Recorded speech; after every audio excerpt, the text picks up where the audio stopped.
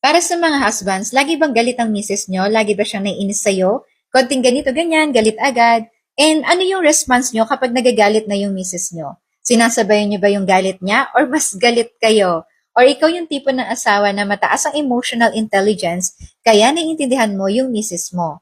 Lalo na kapag naging nanay na yung misis nyo, expect mo talaga na magkakaroon niya ng changes sa attitude niya or sa personality niya. Naalala ko lang, lagi sinasabi sa akin ni Habi noon, ba't galit ka? Ba't galit ka na naman? Hindi ka naman ganyan dati. So, totoo naman, hindi naman talaga ako magagalitin or madaling mainis noon. Napansin ko din talaga yung changes sa akin nung nagkaroon ako ng baby. And hindi dahil sa baby ako nagagalit ha, don't misinterpret that. So, she's a blessing.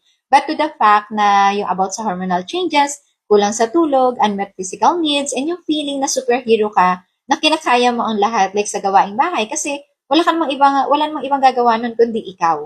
And yung pakiramdam na feeling mo lang, di ba, na walang pakialam sa'yo yung husband mo, kahit na nakikita kanyang nahihirapan. So, share ko lang sa inyo, last night, kumakain kami ng dinner ni Habi sa kanong baby ko.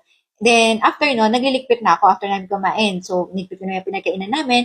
Then, yung toddler namin, syempre, naglilikot-likot ulit siya. Then, nakailang sabi na ako kay husband na, tingnan muna niya yung anak namin. Kasi nga, umaakit siya sa upuan. So, ako pa din yung kumuha kay baby. Then maya-maya, umakit ulit si baby. Di sinabihan ko ulit si husband na yung tone of voice ko, medyo naiinis na ako. So, ako pa din talaga yung kumuha sa anak ko, kahit na may ginagawa ako. Sabi ko sa kanya, hindi ka ba marunong makiramdam? May ginagawa ako, tapos nakikisoy ako, bantayan mo yung anak natin.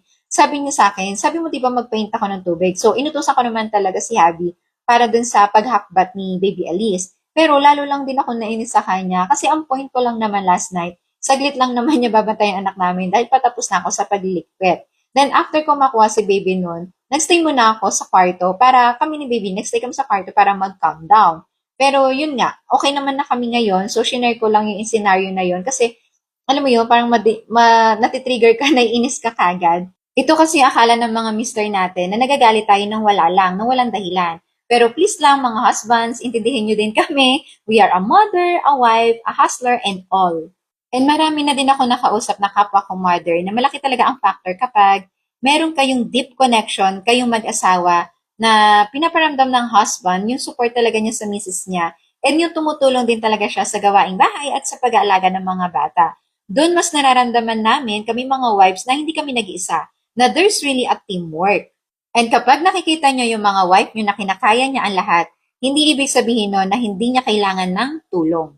To all the husbands, treat your wife with respect, love, patience, appreciation, and understanding.